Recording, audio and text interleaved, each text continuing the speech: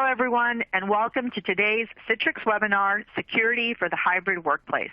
My name is Carol Malia, Senior Manager at Citrix, and I'll be your moderator today.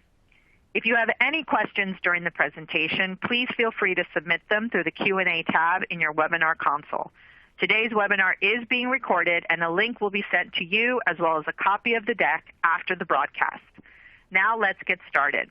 Today's presenters are guest speaker David Holmes, Senior Analyst serving the security and risk professionals at Forrester, who will be joined today by Pankaj Gupta, Senior Director of Product Marketing at Citrix.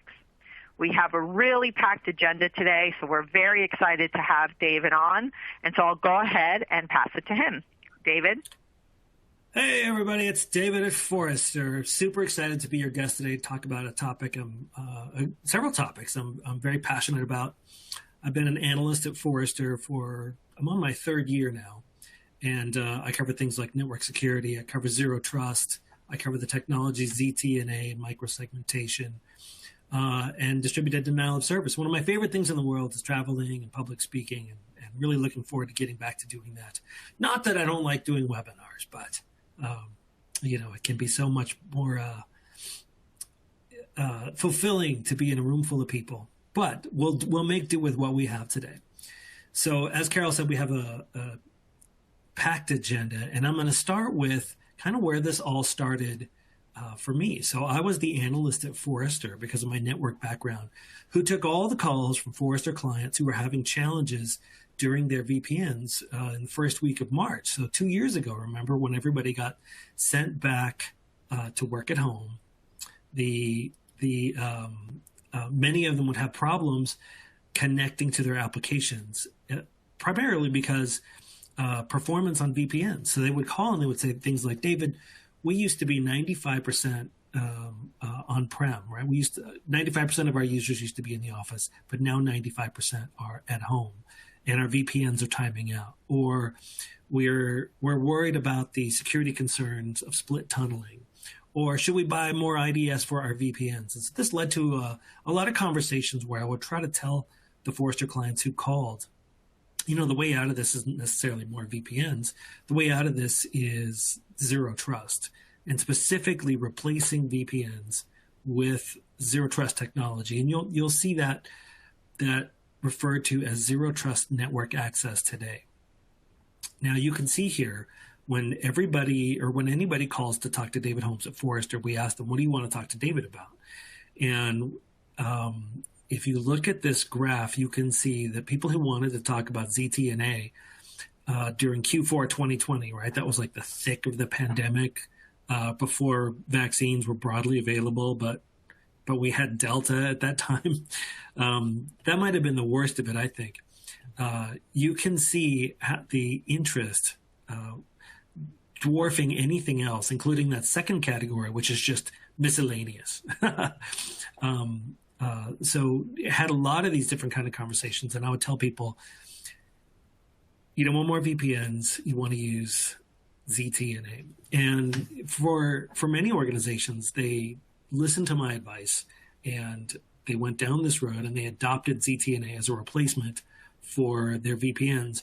And interestingly, looking back on it, I think ZTNA was most organizations' introduction to zero trust, right? And I won't belabor what zero trust is, but just in a minute, right? It is the information security model popularized by Forrester starting around 2009 by John Kinderbog, who was an analyst on the same team that I am on now. And it listed three core principles, one of which was consider all networks to be untrusted. Today, we would say that differently. Today, we would say authenticate and authorize identities before you give them access to things, right? So make access decisions based on identity, not on network topology. The second one is that the principle of least privilege access must be enforced. And the third one is have machinery in place to catch breaches when, not if, they happen, right? So that information model is zero trust, and ZTNA was all of these organizations, most of them, was their introduction to it. Now, we recently released at Forrester about 2 months ago the actual concise, shareable definition of zero trust. And you'll notice that in this diagram, that it's a triangle, and each point of the triangle contains effectively what I just said about those three core principles. So that part hasn't changed. But we did take some time to come up with two extra sentences that try to describe the information security model. And I'll read them just very, very quickly. Zero trust is an information security model that denies access to applications and data by default. Threat prevention is achieved by only granting access to networks and workloads, utilizing policy informed by continuous contextual risk-based verification across users and their associated devices. Now, you can find this on my blog on Forrester, so it is a public definition. It's supposed to be shareable and concise. So if anybody ever asks you, if they say zero trust is just marketing or it's a framework, you can tell them it's actually an information security model designed to reduce implicit trust in a system.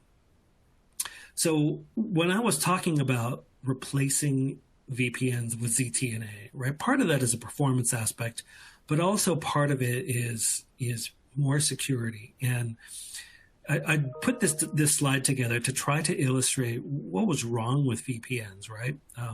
So aside from the fact that you might have been sending all of your user traffic across an entire continent, or heavens forbid, an ocean, to get to the VPN, and then inside your perimeter so that it can go through a security stack on its way out. Aside from all of that, VPNs, it's an ancient technology from a long time ago. And in the left side of this diagram, what I'm trying to show here is imagine a user who just needs access to one application or a few applications, but not all applications, right? So imagine it's myself, I'm user 2, and I'm trying to get access to application 2. A VPN would just give me access to the whole network, and it would allow me to talk to application 1. It would allow me to talk to any database I found on the network. A VPN, once I'm in, would allow me to do effectively a network scan and find all of the applications that I could, in theory, attack if I was an attacker. So that's kind of a problem with VPNs. ZTNA, or what for a time was called the software-defined perimeter by the fine folks at the Cloud Security Alliance, described a better system where users would be authenticated and authorized to specific applications as they came through the perimeter. So notice on the right side of this, user 1, after authenticating, would only get access to application 1. They couldn't launch a network attack against application 2 or try different passwords, et cetera, et cetera. And ideally, attackers would be fully kept out of there. And so this is applying that least privilege access principle from zero trust to something like a VPN replacement. I just want to bring Pankaj into the conversation here. Do you think that your customers understand this distinction? Yes, David. When we talk to the IT as well as the SecOps team, our findings are very similar, and they tell us there are 4 key reasons they are considering ZTNA. The number one, which you outlined, that VPN allows the full access to the network. So all applications, all the servers, everything. You have a free access, anything inside the network. While ZTNA provides a very particular each application access. And ZTNA goes one step further. It provides a very granular policy enforcement. And granular policy enforcement is the foundation to provide a least privilege access, which you talked about. And the third thing which we hear is that the context-based security is so critical. And VPN doesn't provide context-based. That means that where the user is, what device it is, in VPN world, everything is trusted. So that's just a counterintuitive to the zero trust model for that. And fourth is the performance and scalability, which you talked about. The original VPN was designed for only a handful of a small percentage of employees or workers working remotely for that. But with this pandemic and this hybrid work environment, that number has shot to 80 to 90% of employees working remotely. So it doesn't scale that well, and many of the installations are still based on appliances. So CISOs and SecOps team are really considering, if I'm going to move from VPN to ZTNA, I have to also look at the new deployment model, which can scale to my growing needs for that. These are the four key drivers which we see. Well said, well said. And I agree with everything you just said there too. So I had just talked about what if the ZTNA was deployed at a software, as a software-defined perimeter at a perimeter, like on a data center. And you can find solutions that are like this, right? They're less common, partly because they don't really get rid of the performance problem and they don't really leverage cloud elasticity, et cetera.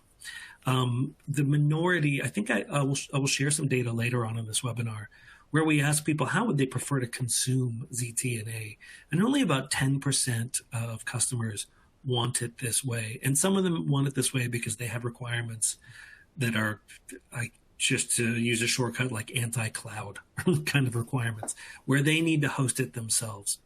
But those customers, even though they're maybe 10%, are very, very important, right? I talked to one recently who had hundreds of thousands of users, hundreds of thousands. But the much more common way you'll find this technology deployed today is that it's cloud hosted, that a lot of the brains of this thing and the control plane is all done in the cloud, and therefore offered as a service. Now, there still needs to be some kind of on-prem connector that connects the service and ultimately the users to the application that sits inside the data center or inside the perimeter. This is a much more common approach in the vendor landscape today. And to be honest, this is how the majority of security decision makers out there would prefer to consume something like this. When we ask them every year, how would you prefer to consume security capability XYZ? It doesn't matter what XYZ is. Like 3/4 of them will say, I want it as a service. I don't want to buy my own boxes and rack them anymore. Okay, so hopefully what you're taking away from this so far is we talked a lot about VPN replacements, providing better security and somehow getting away from that latency, right? We hadn't really got into that yet, but we'll get there in a minute. But I do want to pause here and talk about, it's not, ZTNA isn't necessarily just a rip and replace your VPN. It does get a little bit more complicated. And in particular in these three places. So any enterprise of sufficient complexity or size these days will have third parties who need access to their digital properties, right? And this might be contractors for you. This might be a partner who manages your payroll or manages some other application that you are hosting, and you need to give that third party access.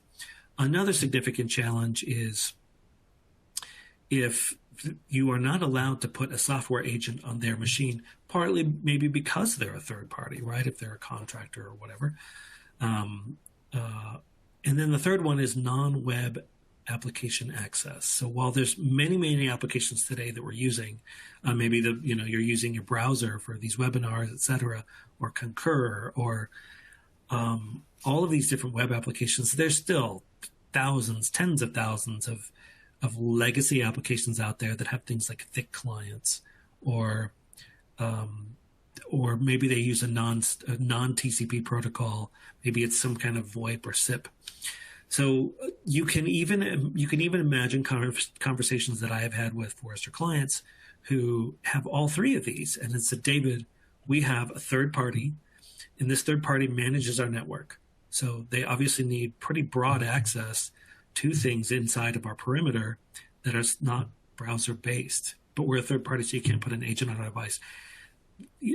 Those particular kind of conversations get very complicated very quickly, whereas sort of a lot of those problems were sort of solved, at least the second two were solved with VPN. They aren't necessarily solved in the same way with ZTNA.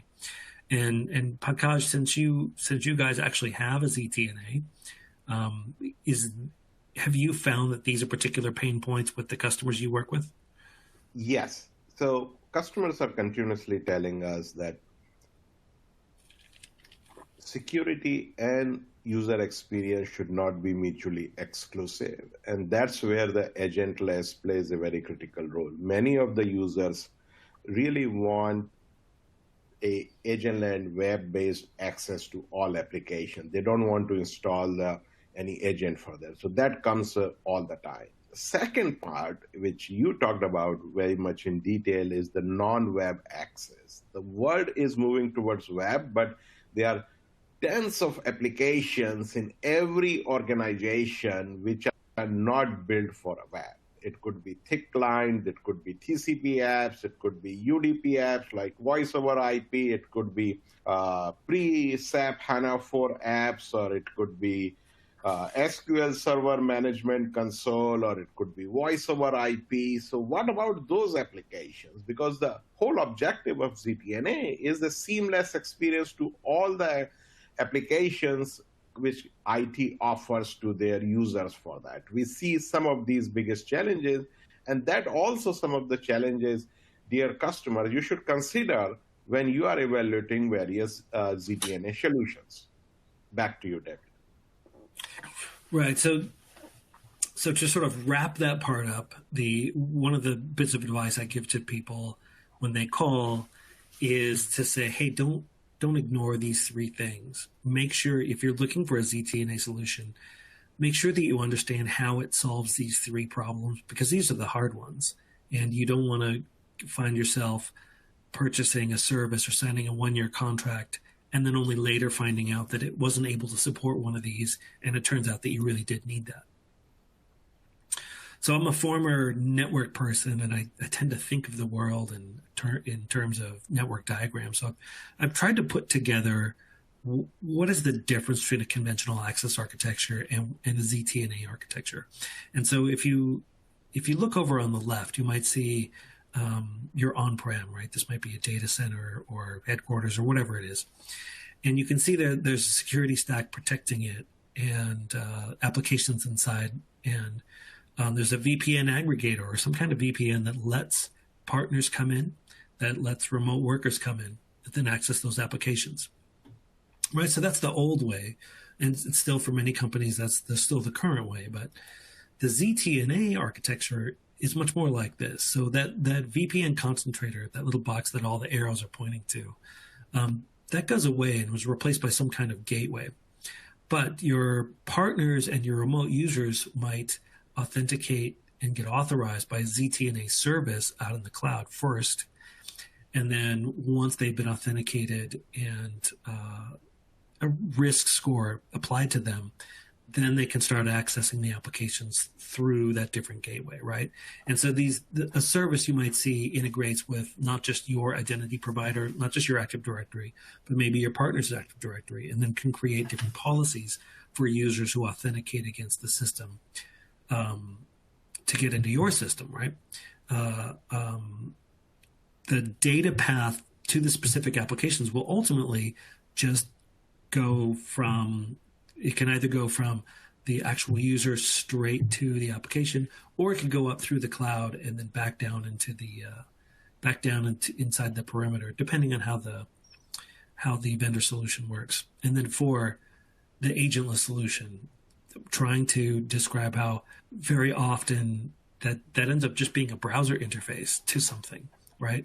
And you're starting to see different technologies like remote browser isolation being employed here to be able to provide a little bit of extra protection if somebody doesn't have an agent on their device.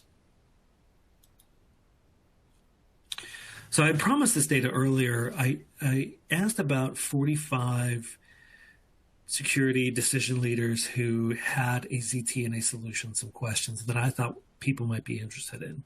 And so one of them was, for your current ZTNA solution, how would you describe its deployment? And about 6 out of 10 said it's cloud-based SaaS. And remember, I had said earlier, about 75% of everybody wants a cloud-delivered something.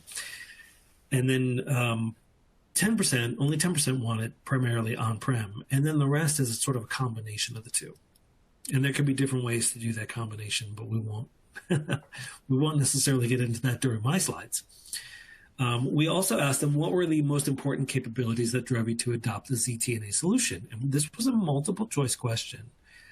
and let me interpret this for you because it's not the way it looks. So the first response with the highest number of responses was support the remote workforce with higher security. The second one was support the remote workforce with better performance. The third was moving away from backhauling VPNs for remote access. So it looks like, according to this graph, that it's actually security that was the driver. But in reality, when you dig down into number 3 about why they wanted to move away from the VPN access, most of that was about performance and about that connection being backhauled all the way over to a data center. So if you combine number 2 and number 3, it actually becomes number 1. The number 1 factor for people adopting this capability was much more about performance and not about security, although that is a security's job too in that graph. So we asked people, over the next 3 to 5 years, do you believe standalone ZTNA solutions will become more or less important for organizations? And check out that response. 86% said they think it's going to become more important. 7% said less important. And 7% said stay about the same. Now, knowing what I know about talking with all these people, I think they chose to ignore the term standalone there.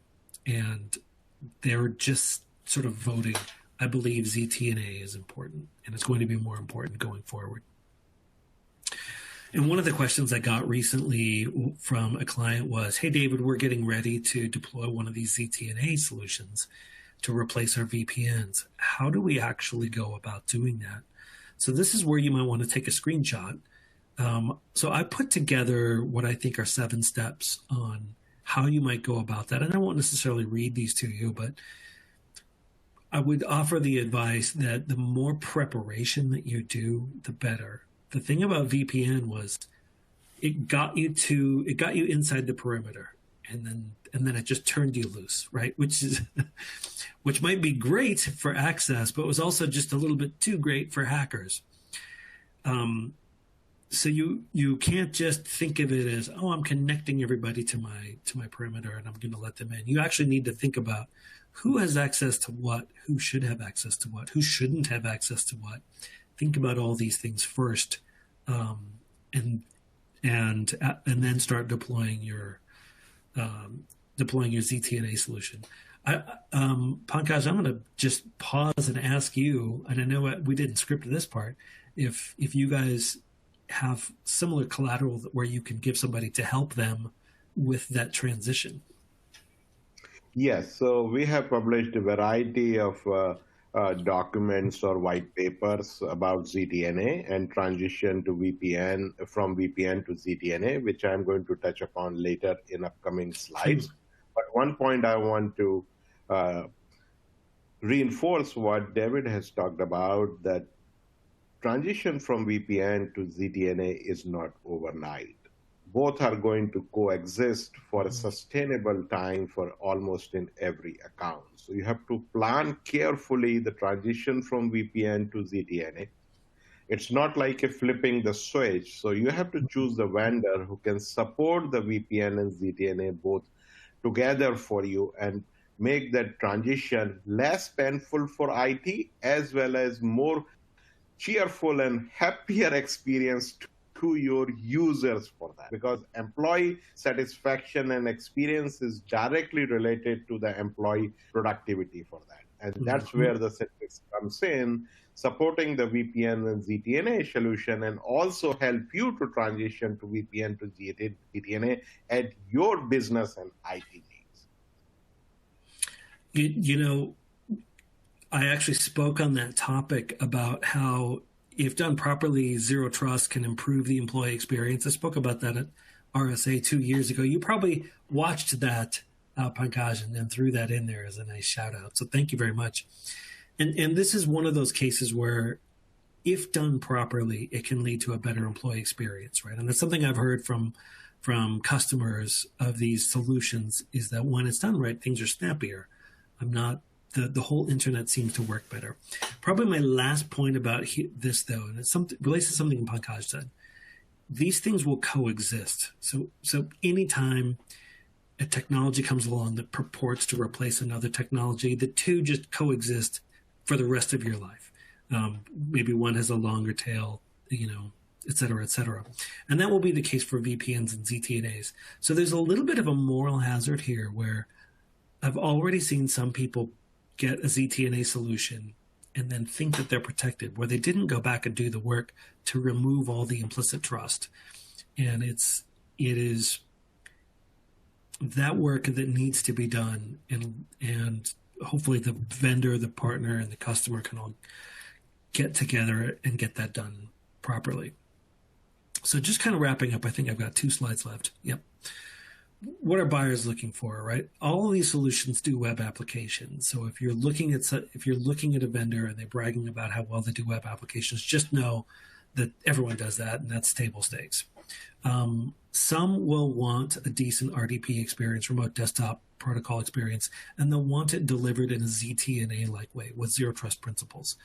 And different vendors are going to do this differently. And you will see that as soon as you get into the agentless cases where somebody also wants RDP and they want a good one, it can get complicated pretty quickly. VoIP and CHIP are VoIP and SIP, right? The voice protocol is a challenge for many of these solutions because it does not follow the typical client-server request format that web applications do. And very few vendors are talking about how they're going to handle operational technology or industrial control systems yet. I think you might start to see that more in the next year or two. And then there's organizations that do a lot of application development. They will want support for things like SVN, Git, and Perforce, et cetera, the dev tools that they've always used. And then I wanted to leave you last with a look forward, right? So I opened this webinar by talking about the pandemic and everybody working from home as being the primary driver for this technology. So now that we're 2 years into this and the masks are coming off, et cetera, what is the world still going to look like? So I asked our analyst, Andrew Hewitt, a couple months ago, I asked him, hey, what are the latest stats on how do people want to return? I don't want to say return to work. Return to the office might be a better way, because I know I've been working this whole time. So in his survey, 65% of people said they wanted 2 to 3 days remote, right? So think of that as half remote. On the right, 10% said they're never going back to the office. They're just never going back. If you add those two together, that's 75% of the workforce says they will be remote half the time or more. The remote workforce is now the primary use case for all knowledge workers around the world. So I asked Andrew, do these numbers change a lot by region? And he says there's some minor differences internationally, but not really enough to justify doing separate slides. And in some verticals, of course, these numbers will be slightly skewed, but not as much as you'd think.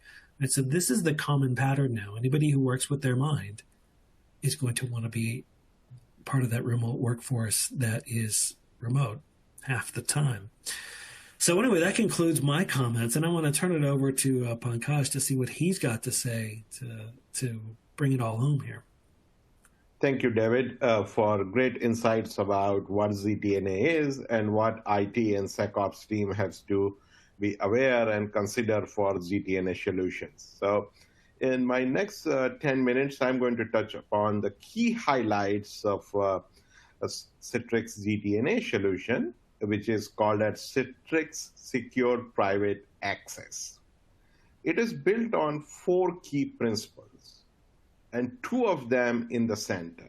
As I said before, that the 2 key principles of Citrix vision for ZTNA is that holistic security and frictionless experience are not mutually exclusive. We deliver holistic security as well as the frictionless experience. Let me touch upon a little bit more on the frictionless experience first, because that is the one thing many times the SecOps team or security team forgets about that. We actually offer a frictionless experience to all users. And there are 4 steps to it. First is that we support any kind of device. Corporate issued, corporate managed, bring your own device, bring or your friend's device, any operating system, any mobile device. We support almost every device you can think of, whether it's managed and unmanaged. Second piece which users care about for experience is that, do I install a client or not? Many of the transitional workers or gig workers or contractors do not like to install any client into that. We do support that, and if they are okay with client, we also offer a client support. So you have a choice of client as well as clientless support for that. Third is about experience of logging in. Most of the users are very familiar with SSO and MFA, so we support that, so no new learning for that. And the last part is about the productivity experience. We support all applications, whether web or non-web application, thin client, thick client, TCP apps. We are adding the UDP apps. Our focus has been how do we bring a frictionless experience with a world-class holistic security. And when you combine them together, that's a productivity with security with employee satisfaction with that. Along with that, we also make sure that it is a simplified for IT administration for that. So we integrate with your preferred IDP vendor. We give you the tools and analytics insights so you know what is happening in your infrastructure. And we also optimize for your end-to-end performance. Our whole goal is to connect your workers with the applications irrespective of where they are, how they are connected, what device they are connected, and give them the best possible experience from user perspective and provide holistic security for IT and SecOps perspective, and also give visibility and insight. These are the four fundamental principles of our solution. But again, one key point I want to take away that holistic security does not mean a friction-full experience. We want to ensure that users have a great security as well as the frictionless experience, and that's one of our differentiation for that. Quick insights about how our Citrix ZTNA works. First of all, it acts like a trust broker. If you have a networking background, most of the attacks comes because your application IP address is published on internet. The bad actors find that to attack. Here, Citrix Secure Private Access, which we call fondly SPA, is a trust broker. So those IP addresses are not publicly published on internet. So if you can't see, you can't attack for it. Along with that, we bring a very strong authentication, but where the secret sauce of Citrix really comes into that, a very context-aware authentication, looking at the identity, the device, the location, the application, the posture of that. That's where the richness of the contextual-based authentication and authorization really comes in, and we continuously monitor that. And based on that, we evaluate the risk. And as a IT and SecOps, you can define the policies on the context, and you can enforce that. And as an IT professional, we give you the central view to manage and enforce that policies. But the heart and soul of any ZTNA solution is the contextual-based access. And that's where the Citrix strength really comes into, that we give you such a breadth as well as the depth for the contextual endpoint posture assessment. Make no mistakes, endpoint posture assessment is foundation for any contextual access. Here you see three parts of a very detailed view about the endpoint posture assessment, like device, what device you are connecting, where it is connected, is it a company issued or a BYOD, what operating system it is running. And you can set these frequencies that how often you want to scan these parameters or device posture for that. The bigger context really comes in the application and protection. You can check, is there an anti-phishing, anti-spyware, antivirus, firewall, DLP, encryption, data backup, all these corporate required protection mechanism are there on this device or not? And if they are there, do they conform to the latest version or the vendor which you want to support, or do they have the latest signature? If they don't, you can still provide the access, but much less access associated with that. So we empower you to build those very granular, detailed policies for that. And they are just few commands or click, but you will find a huge documentation for that. And if some things are not compliant there, we actually also empower you to do the remediation. If certain version is not up to date, you can configure for users to go to a web page where they can download the latest signature or download the latest version of anti-spyware software, or if they have not done the scan, you can enforce them to run the scan for them. So another point you have to consider that is this endpoint posture assessment capabilities is built into your product, or you have to call to another third-party vendor to do that. We support both of them. If you have an endpoint posture assessment from other vendors already, we can integrate with them.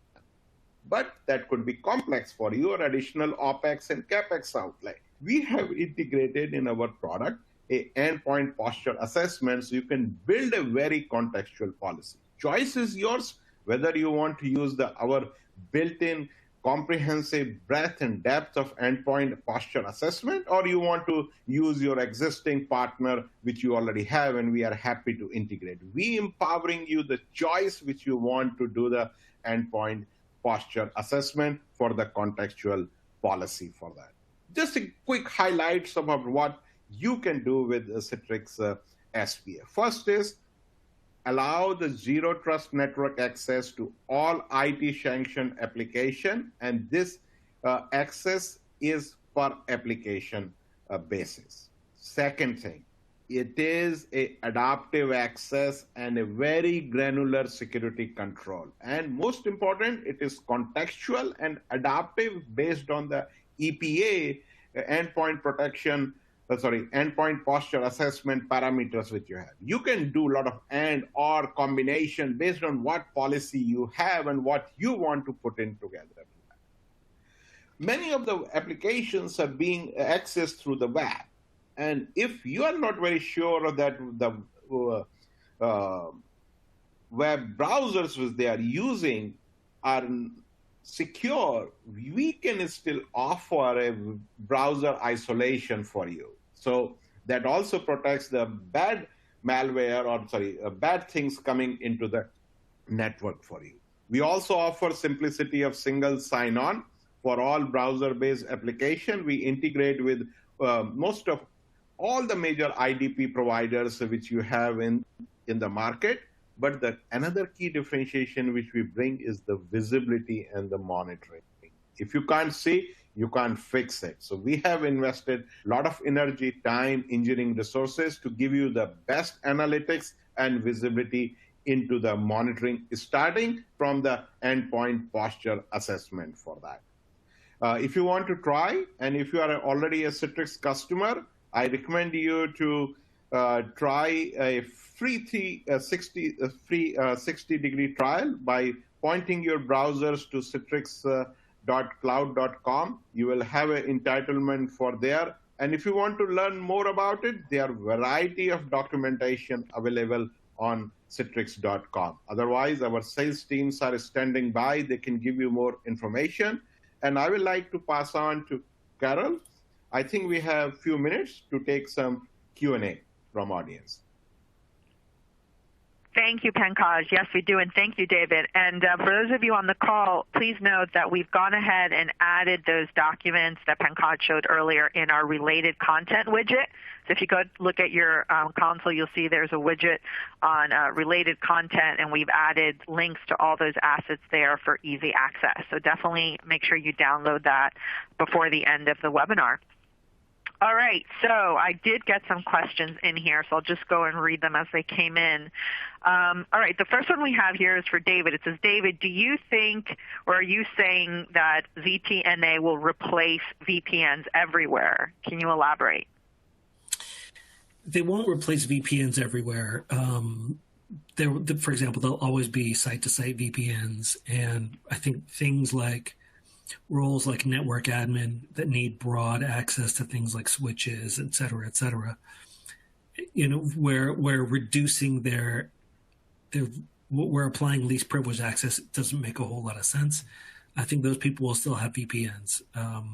But what I'm hoping is that for the bulk of the corporate users, that they ultimately get switched over where they never use a VPN. They just don't. That where a lot of their applications moved out to the cloud, and then the few that remain on-prem are accessed through ZTNA. All right, great. And along the lines, here's another question kind of related to that. It says, what do you think is the future of ZTNA? Where does it go from here? Well, that's a good one. So I think it's here to stay, at least for a time, because as you recall from the graph that I showed you, where 86% of people who I interviewed said that they think it's going to become more important. And so I think as there are more zero trust mandates and more initiatives going forward, people will reach for ZTNA as an easy way to get started with zero trust. I think in the distant future, ZTNA might be sort of the de facto way that people access corporate applications, right? It should just be, that's just how it's done.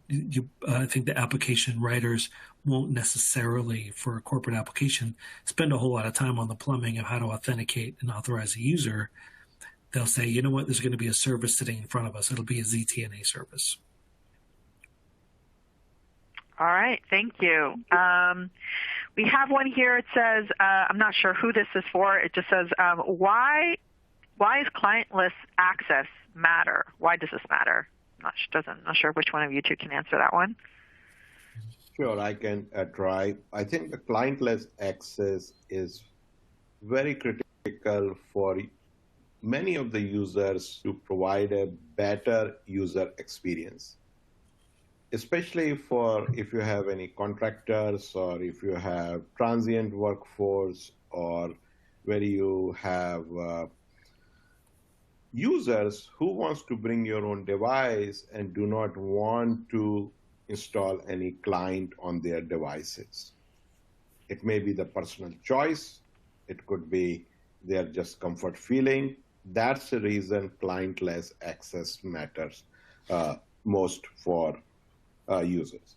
There are few other benefits beyond the user experience. I think clientless access is simpler to roll out for many organizations to start with, especially for all web-based applications, which can be done with web-based applications, and still they can bring a lot of security for remote browser isolations for that. The second one is, of course, the contractors, gig workers, partners, or when you have a large number of BYOD or unmanaged devices, that also facilitate the faster transition to ZTNA with clientless access. But there are also some challenges associated with that, with IT and SecOps should be aware of that. Once you put the client on the device, you have a much stronger security posture for your organization, because having a client, you can do a better EPA scan, you can control the experience, you can restrict copy paste, which are not available through clientless, which are not available in a clientless experience for that. So it's an offset, but certainly it's a faster transition to ZTNA. Users like simplicity of using just browser to access web-based application, but it also challenges IT to have a less restrictive, more granular security controls. So it is an offset. David, will you like to add something more? That was a very complete answer. I agree with everything you just said. I guess one example would be that I could think of is imagine a remote worker who spends most of the time accessing the applications by their laptop, but every now and then, they just want to lie on the couch and be in a horizontal position and then access one of the applications from their iPad, which is their own personal device, which probably doesn't have the corporate agent on it, but they would still like to be able to get there. And when we're talking about a good employee experience, why not let them do their work from that prone position while they're relaxing, right? All right, thank you. I have a couple more here. I think this stat was something, David, you presented. They're asking regarding the 75% surveyed that want to work remotely. Can you just elaborate? Is that a global statistic or is that North America? Yeah, that's and I don't have that data in front of me, and I didn't field that survey, but from what I remember from asking the other analyst, they had said that's a global statistic, at least where we fielded that survey. If you really want to know more, you can get a hold of Andrew Hewitt, Forrester Analyst. He tracks the future of work. All right, perfect. And then I think we have time for one more. It's a two-parter. The first one I think we'll shoot to Dave, and then the second one to Pankaj. So it says here, you mentioned some of the biggest challenges in your slide deck that companies come across when implementing ZTNA. We're in the process of doing that ourselves. Is there anything that's an unexpected challenge? It's something that IT doesn't necessarily know that you would say is something it should be aware of, that they may not be aware of on the onset? That's the first part. So unexpected versus biggest. Yeah, and I think this should also definitely go to Pankaj, but one of the things is in order to do this right, you want to hook up the users with the applications that they should have access to. Many organizations aren't exactly aware of all the applications that they have. And, that might sound silly, but it's actually true. I remember talking to a CISO who said his worst nightmare was some summer intern comes in and the person's really cool and builds an application that marketing can use, and they stand it up and marketing uses it, and IT never heard about this thing and has no idea. And this thing runs for years and never receives any patches, et cetera, et cetera. And that kind of thing is perhaps a little bit more common than you'd think. Or think of an acquisition where you purchase another company and maybe they don't know all of the applications that they have. So expect the unexpected. Shadow IT is real, I guess. Yeah. Pankaj, did you want to add anything to that? So I think David covered completely. All right, and then I think this person said, as we're evaluating why choose Citrix ZTA solution over other choices, what would you say is the one or two big differentiators between the two, between the others, I should say? No, that's a great question, and I'm sure customer has many choices for ZTNA solutions in the marketplace. But the 5 things which differentiate us. First is employee user experience or worker experience, because worker experience is equivalent to productivity, and productivity is synonymous with business goals. So our primary focus is to deliver a best user experience. Second one is a very robust security, and you saw some of the examples how granular contextual security policies you can build. So that's the second one, is the security. Third one is another hindsight for many of the customer, that you will be surprised when you look at your applications inside the organization, everything is not web-based. So we offer application access to all applications. So that's the third one. Fourth is our analytics and the insights, which makes our IT to roll out ZTNA solution faster and fine-tune pretty quickly and identify the problems and fix them. And the last one is the deployment choices. You can deploy in the cloud. You can also deploy on the prem. So we have solutions for that.